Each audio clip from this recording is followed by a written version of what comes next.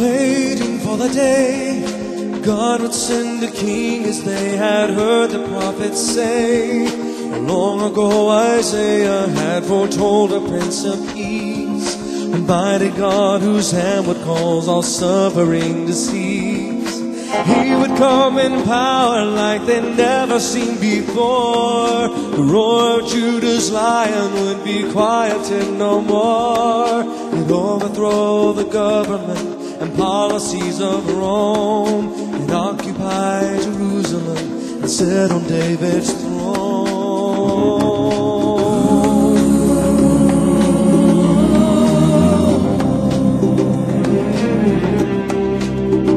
And all of heaven stood in silence.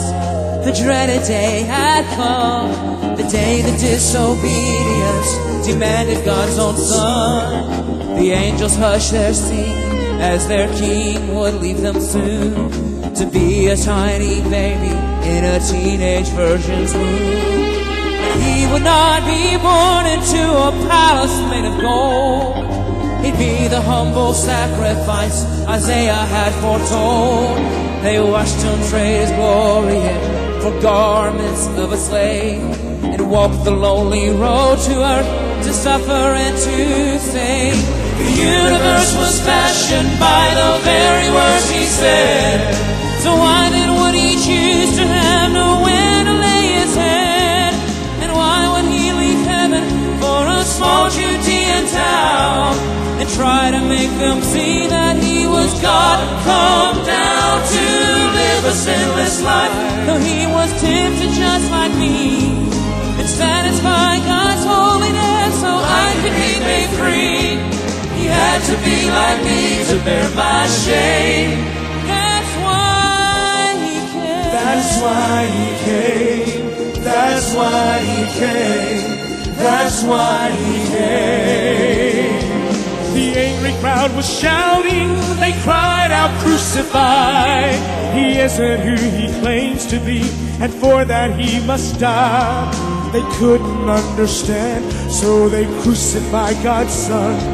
They thought that it was over, but it had only just begun. For just a few days later, as the crowd should cheer his death, the tomb where they had buried him was filled up with God's breath.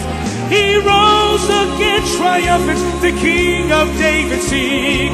He was not what they'd expected, but he was all they'll ever need. The universe was fashioned by the very words he said. So why then would he choose to have nowhere to lay his head?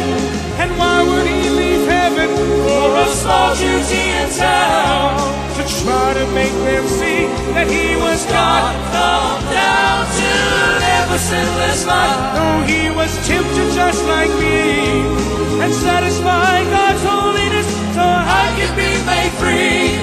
He had to be like me to bear my shame. That's why he came.